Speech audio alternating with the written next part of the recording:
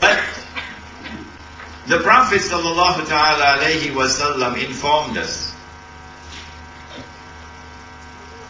that Allah subhanahu wa ta'ala was going to send someone whom He had created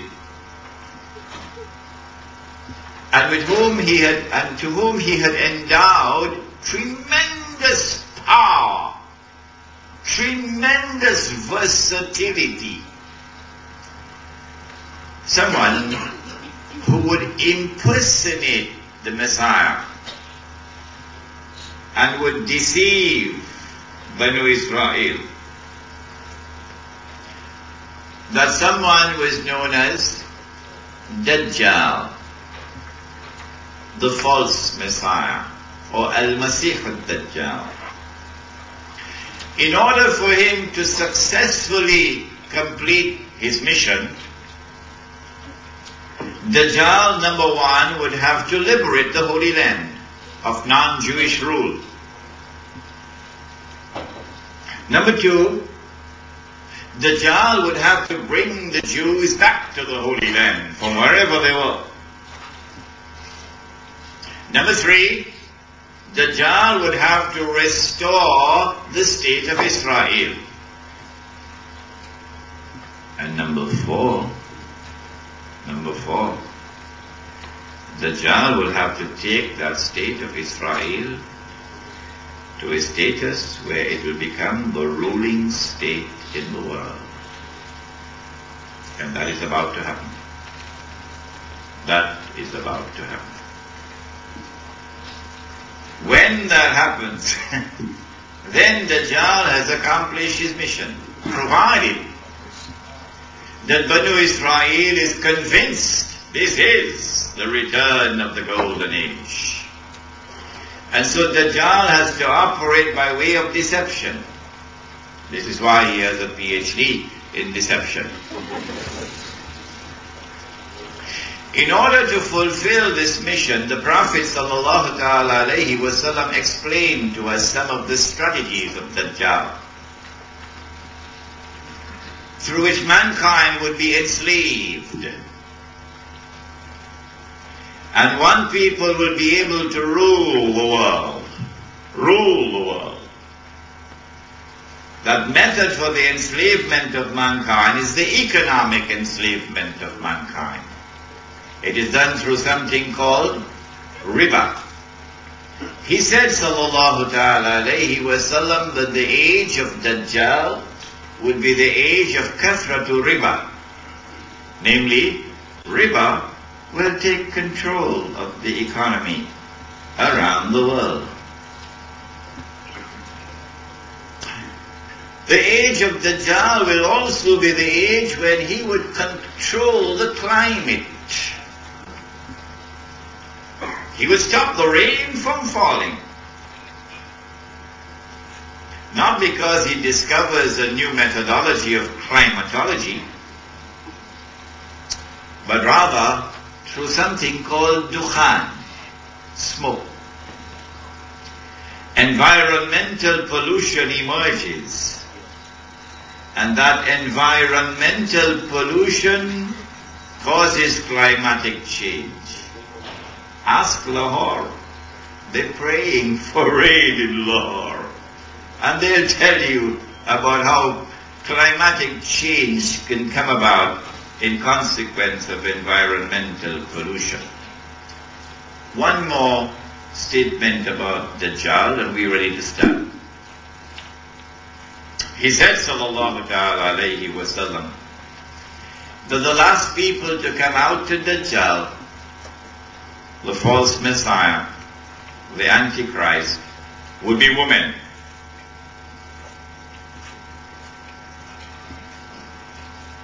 And a man would have to return to his home and tie down his wife and sister and daughter to protect and preserve them from Dajjal. Meaning,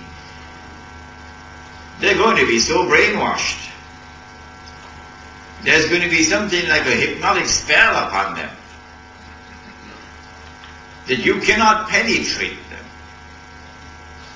The women of the world will be swept off their feet by a new philosophy pertaining to women, a new philosophy of feminism, and a struggle for women's liberation.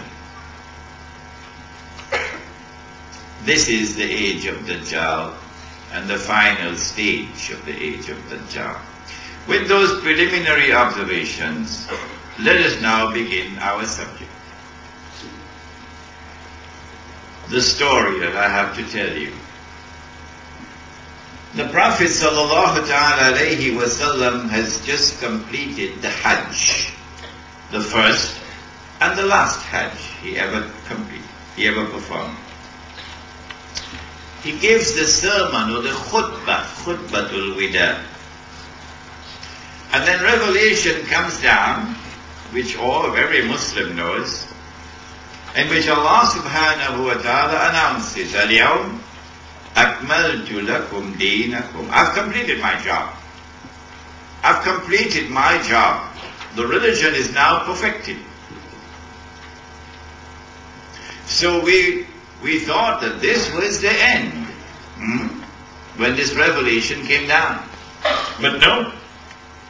The Prophet ﷺ now returns to Medina. There are about 81 days left in his blessed life. And then two things happen which are extraordinary. The first is that one more revelation of the Qur'an comes down on the authority of Abdullah ibn Abbas radiallahu ta'ala anhuma, and recorded in the Sahih of Imam al-Bukhari. He said, the last revelation to come down was the revelation on riba in Surah Al-Baqarah, in which Allah subhanahu wa ta'ala declared war for the liberation of the oppressed from the economic oppression of riba. فَإِن لَمْ تَفْعَلُوا, if you do not give it up, فَأَذَنُوا بِحَرْبٍ مِّنَ اللَّهِ وَرَسُولِهِ, then take notice of a declaration of war from Allah and His Messenger. Why should Allah subhanahu wa ta'ala send down one more revelation after having said, this day I have perfected for you your deen, I have completed my favor unto you? The answer appears to be that in this subject of riba or usury lies one of the greatest dangers that can face the world and that can face the ummah of Muhammad alayhi salatu wasalam for the rest of history. Do not neglect the study of this subject. That is what it means. And that's precisely what we've done. I live in the capital city of riba, New York City. I have been teaching the subject in New York and in the United States for the last 6-7 years. And I'm still the only one in the capital city of riba to be teaching this subject. No one else. And as I teach this subject, I am amazed of how little knowledge our people have. We now turn to the second event,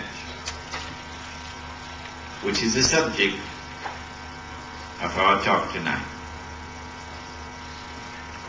It is within these 81 days, shortly before the death of the Prophet ﷺ, therefore, and he, the Prophet ﷺ, was sitting in the masjid. And all of us were sitting there with him, all the companions, when something strange happened. Something mysterious happened. Something dramatic happened. Something unforgettable.